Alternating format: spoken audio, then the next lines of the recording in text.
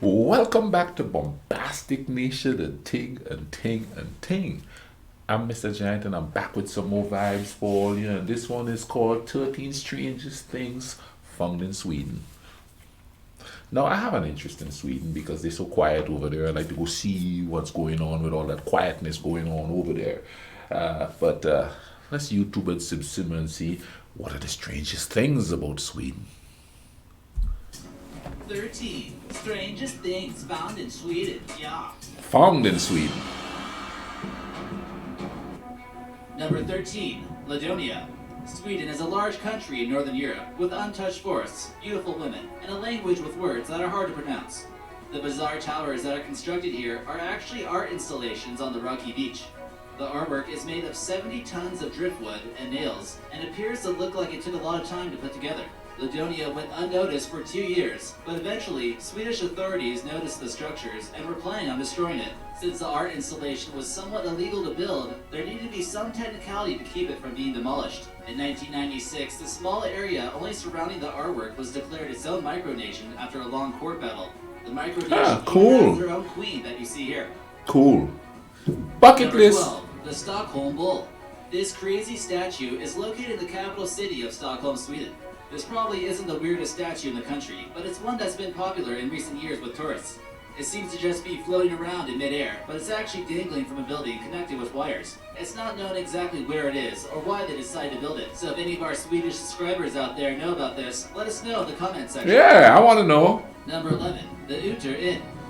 There might be some limited accommodations at this strange hotel in Sweden, located northwest of Stockholm on Lake Mälaren.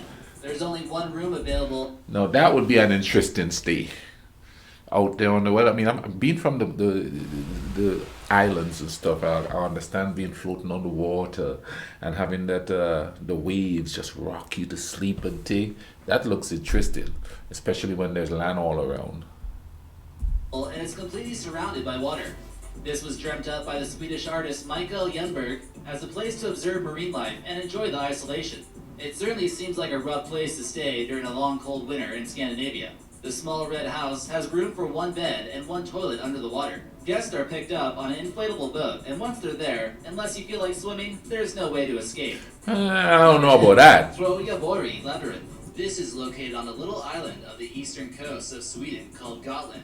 That makes up less than 1% of Sweden's total land area, but has quite a few mysterious places. It's also nicknamed the Island of Roses for its ideal climate capable of growing roses. Many of these stone labyrinths were built during the 1800s, but this one is considered to be possibly older. There isn't too much known about this landmark, in English at least, but there seems to be quite a few stone mazes found on the island of Gotland. Number 9. Kolarvin Eco Lodges. If you're looking for a crazy place to stay and felt like living inside a tree trunk for a few nights, this strange place might be the right place for you to visit. Each lodge here is completely built out of all natural materials. You won't have any amenities such as running water or electricity. Fresh water is found from a nearby spring, and it's totally possible to survive out the environment here. The staff will not make you hunt your own food and provide you with an all-organic breakfast. This resort also stated that it preserves a 400-year-old Swedish tradition of extracting iron from charcoal. The outdoor activities will certainly allow you to enjoy the beautiful Swedish nature. I'd like to check that out. I don't know if it's long enough for 7 foot to Sweden do. might be known for some quality automobiles such as Saab and Volvo, but these ones here don't seem to be like what they used to be. Here you'll find over 1,000 classic rusting vehicles from the 1950s. Many vehicles have been abandoned by troops during World War II. Oh. Graveyard to break down the rusting junk and sell the valuable parts. This is located in the county of Vestnes and are being engulfed by the forest. Many cars are covered in moss, and strict rules apply to anyone considering taking a piece with them. It's estimated that all the scraps could be worth about $100,000, just in metal alone, but efforts have not been made to clean up the mess. Number 7. UFO Memorial. Sweden can be a pretty mysterious place at times with all the green forests and isolated places. It seems like the right place to find a UFO. Near the city of Ängelholm, a memorial was erected by a Swedish hockey player by the name of Gösta Karlsson in 1946. He claims that if it weren't for the alien contact, his successful pharmaceutical company wouldn't be such a big hit. Of course, not everyone believes his claims, and are convinced he's making it up. Number 6. Comment down below. Do you all believe in UFO? See, I'm the type of person that I don't believe it until I see it. But then I think it would be egotistical of us to think that we're the only beings living in this universe, in this galaxy. Now, do I think that these aliens or these galactic immigrants that tried to come here? I don't know. I don't think so.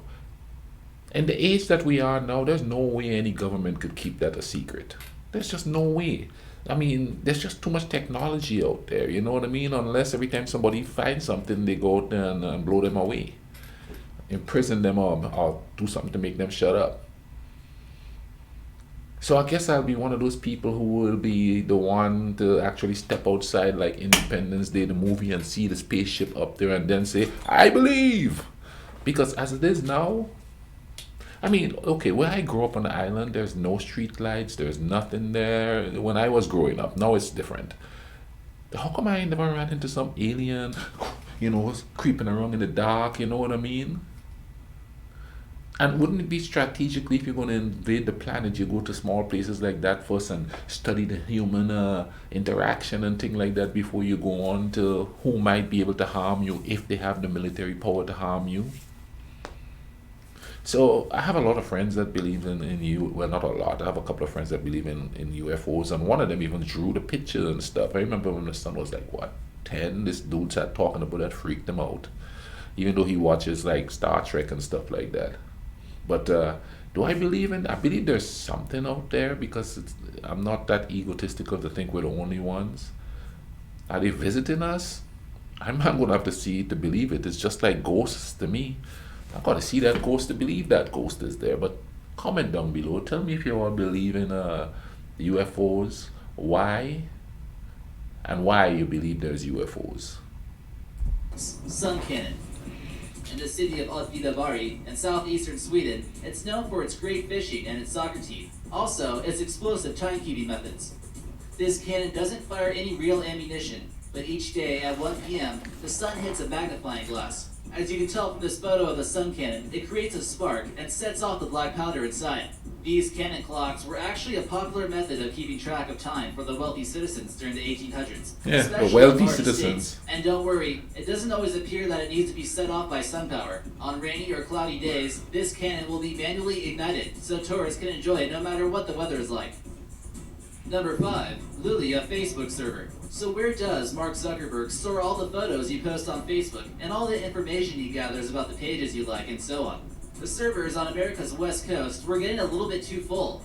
So in 2013, he decided to build another server, this time in an isolated area in northern Sweden near the Arctic Circle.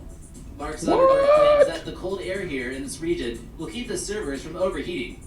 This massive facility takes up the space of about 6 football fields. Hydroelectric dams generate the massive amount of electricity needed at this place. A facility like this costs $760 million and probably has a massive electric bill. Sharing those cat photos with your friends on the internet is actually a little bit more complicated than you might have thought. Yep, I would rather them have storing that there than anywhere else. It's so peaceful over there. Nobody gonna try to break in there and do nothing. You know what I'm saying? The thing, but that's kind of a cool to know. Wow. It's amazing how things are expansive, isn't it? Like that, you see, I use Facebook.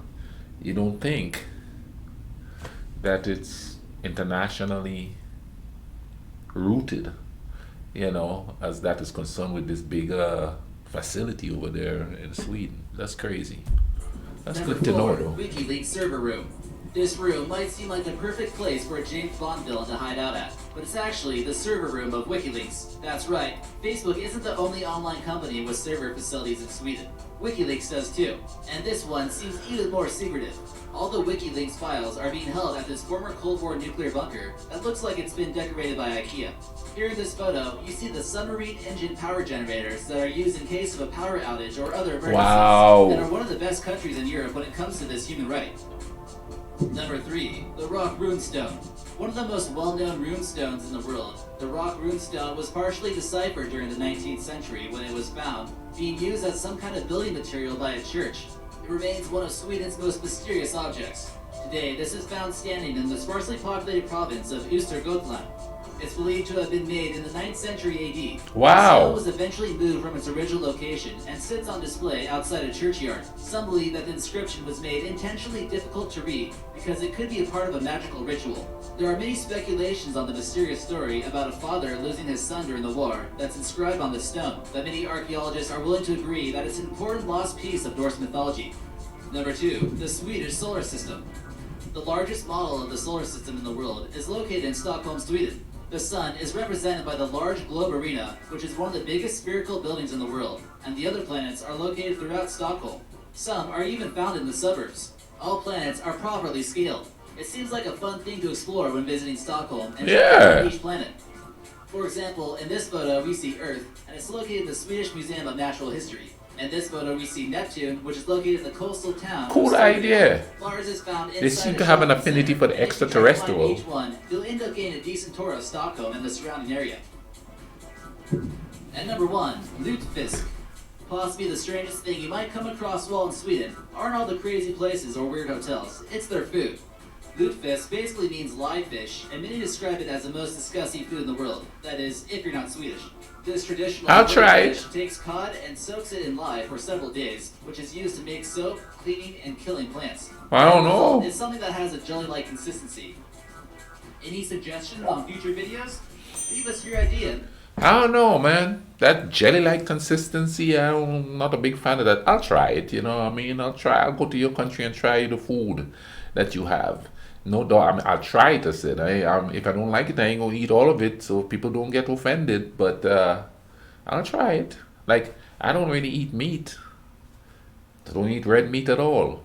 But, you know, if it's a traditional dish and thing, I man will gobble it up, you know what I mean? Or I'll at least try it and thing, you know what I mean? And that's interesting.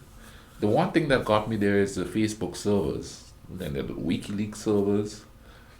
Of course, the food part there, you know what I mean? I know there's more to Swedish cuisine than just that. I guess they just picked the oddest thing to put in here. But anyway, man, thank you all for watching this with me. Go check out this channel. I'll leave the link in the description. Go down there, check them out and things, see what else they have. You understand what I say? In the meantime, you all take care of each other, alright? Cool runnings.